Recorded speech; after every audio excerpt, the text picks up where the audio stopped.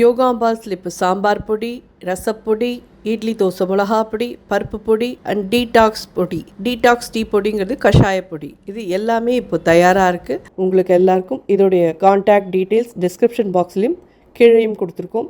WhatsApp number அது வழியாக நீங்கள் உங்களுக்கு என்ன தேவையோ அதை தொடர்பு கொண்டு நீங்கள் பதிவு பண்ணிடலாம். அதை அனுப்பி வைக்கிறதுக்கு நாங்கள் கடமைப்பட்டிருக்கோம். வணக்கம், நான் உங்கள் அபிமான யோகாம்பாள் சுந்தர். இன்றைக்கி என்ன பார்க்க போகிறோம் அப்படின்னு சொல்லி கேட்டீங்கன்னா, இது ஒரு இன்ட்ரெஸ்டிங்கான ஊறுகாய். இது வந்து இன்ஸ்டன்ட் கட்டாமிட்டா ஊறுகாய் அப்படி சொல்லலாம். இப்போ மாங்காய் சீசன். ஸோ இந்த மாங்காய் சீசனில் இருக்கிறதே நம்ம என்னெல்லாம் பண்ண முடியுமோ எல்லாத்தையும் பண்ணி வச்சுக்கணும். இந்த இதுக்கு வந்து சுண்டா மாங்காய் அப்படின்னு சொல்லுவாள். இதை வந்து நம்ம சப்பாத்தி, பூரி எல்லாத்துக்கும் தொட்டு சாப்பிடலாம். ரொம்ப ரொம்ப நல்லாயிருக்கும். இதில் வந்து மாங்காவோட புளிப்பு இருக்கும், வெல்லம் போடுறதுனால வெல்லத்தோட திதிப்பு இருக்கும். அதுக்கப்புறம் பார்த்தீங்கன்னா அதில் வந்து நம்ம கிராம்பு, பட்டை, சோம்பு இதெல்லாம் வறுத்து போட்டிருந்தனால அது ஒரு வாசனையோடையும் இருக்கும். ரொம்ப எக்ஸ்ட்ராடினரியாக இருக்கும். இது கண்டிப்பாக எல்லோரும் ட்ரை பண்ணுவோம். ஹோப் நீங்கள் எல்லோரும் சாப்பிட்ருப்பேன். பட் கடையிலேருந்து வாங்கி சாப்பிட்றத விட இதை நீங்கள் ஆற்றுல பண்ணி பாருங்கள். ரொம்ப ரொம்ப நல்லாயிருக்கும். நிறைய நாளைக்கு நிற்கும். இது ஜென்ரலி நீங்கள் பார்த்தீங்கன்னா குஜராத்திஸ்லாம் இதை பண்ணிவிட்டு வெயிலில் வச்சு எடுப்பா, துணியை கட்டி. ஸோ இந்த வெயில் வீட்டில் வந்து அது அப்படியே இந்த வெல்லம் இதுவும் இதாகி நல்ல தேன் மாதிரி ஆகும். நம்ம இப்போல்லாம் எவ்வளோ தூரம் இதுவாக இருக்குதுன்னு தெரியாது. எத்தனை பேரால் மொட்டை மாடியில் போய் வெயிலில் வைக்க முடியுன்றதுலாம் தெரியாது. அதனால் இந்த மாதிரி இன்ஸ்டண்ட்டாக பண்ணிக்கலாம். பண்ணடிச்சு இது வந்து நீங்கள் போட்டு வச்சுட்டு ஃப்ரிட்ஜில் வச்சுட்டு கொஞ்சம் கொஞ்சமாக உங்களுக்கு வேணுங்கிறத மட்டும் எடுத்து வச்சு வெளியே வச்சு நீங்கள் எப்போ வேணுமோ சாப்பிட்டுக்கலாம். ஃப்ரிட்ஜில் அது பாட்டுக்கு 1 வருஷம் ஆனாலும் கெடாமல் இருக்கும். ஸோ எப்படி பண்ணுறதுன்னு பார்க்கலாம்.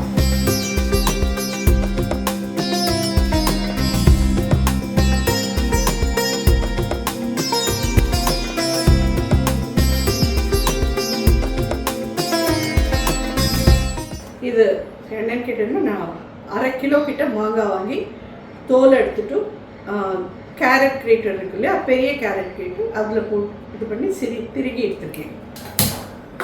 இதில் ஒரு 1/2 டீஸ்பூன் சோம்பு போடுறேன். இது ஆப்ஷன். ஆனால் இந்த பட்டை ஆப்ஷன் கிடையாது. ஒரு 1 இன்ச் துண்டா 1 இன்ச் போட்டுக்கோங்க. கிராம்பு அதே மாதிரி ஆப்ஷன் கிடையாது, கண்டிப்பாக யூஸ் பண்ணணும். ஒரு 5-6லேருந்து 8 வரைக்கும் போட்டுக்கலாம். அவளுக்கு அந்த கிராம்போட காரம் உங்களுக்கு எவ்வளோ தாங்குங்களோ அவ்வளோ போட்டுக்கலாம். நம்ம இப்போ வந்து 4 8 கிட்ட போட்டிருக்கேன். அப்புறம் இது வந்து இந்த கலோஞ்சின்னு சொல்லுவாங்க அது. இது ஆப்ஷனல், வேண்டான்னா போடாதீங்க. இது சில பேருக்கு இதோட வாசனை பிடிக்காது, நான் போட வேண்டாம். 1/4 டீஸ்பூன் கிட்ட இது எடுத்துக்கிறேன்.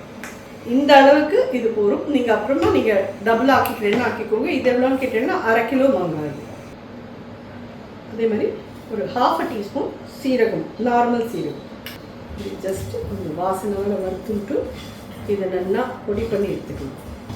இந்த பொடியை லாஸ்ட்டாக தான் நம்ம போடணும். ஸோ இதை நல்லா வறுத்துட்டு ஆற விட்டுட்டு அதுக்கப்புறம் பொடி பண்ணிக்கலாம். மிக்சியில் எவ்வளோன்னு போட்டு பொடி பண்ணால் பொடி மாமாமே கேட்டேன்னா நல்லா அந்த கலோரல் மாதிரி குட்டியாக இருக்கும் போதில் அதில் போட்டு நல்லா ஃபைனாக தட்டினாலே போதும்.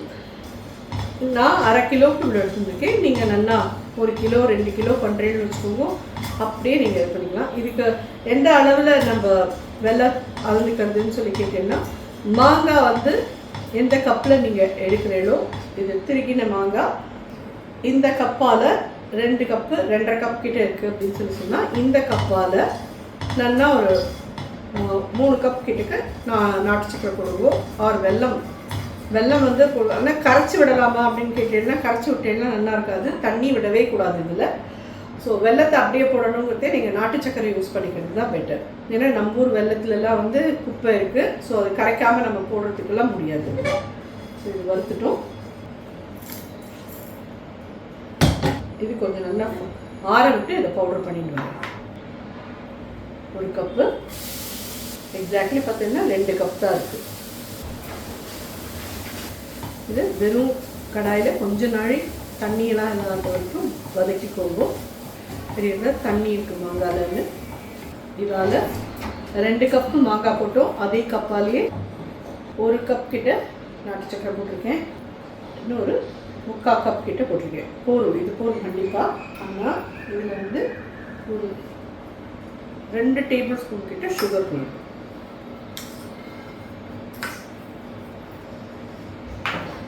இது ஆப்ஷனலா அப்படின்னு கேட்டேன்னா, எஸ் அஃப்கோர்ஸ் ஆப்ஷனல் தான்.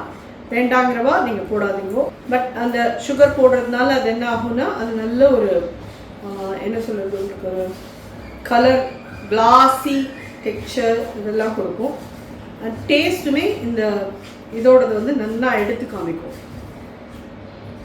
சுண்டா மாங்காய் முதல்ல வதக்கிட்டேன்னா தான் இது வந்து கொஞ்சம் மாங்காய் நல்லா வதங்கிடும்.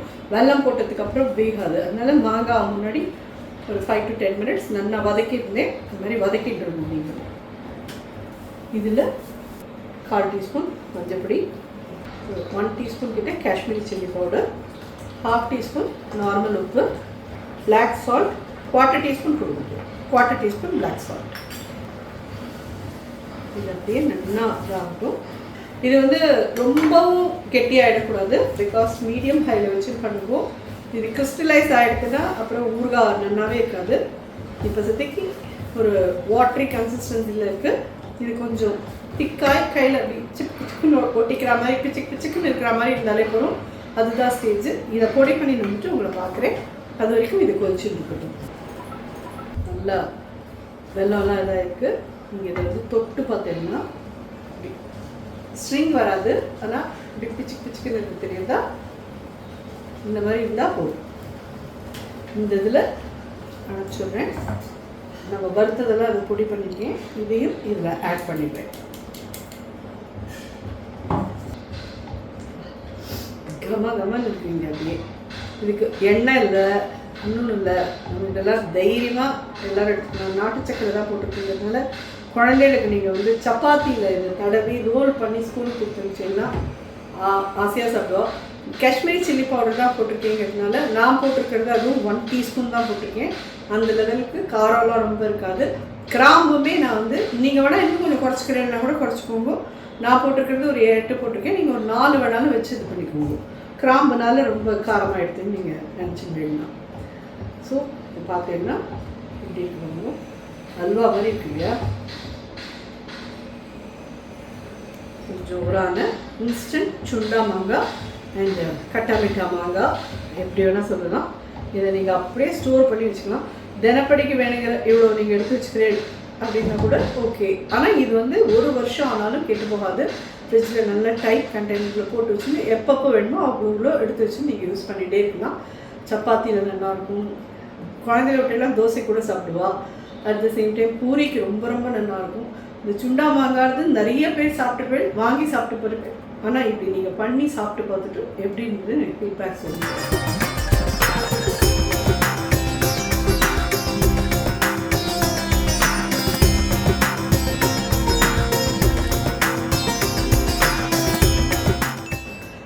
இது எல்லாருக்குமே பிடிக்கும்னு நினைக்கிறேன். நன்றி. வணக்கம்.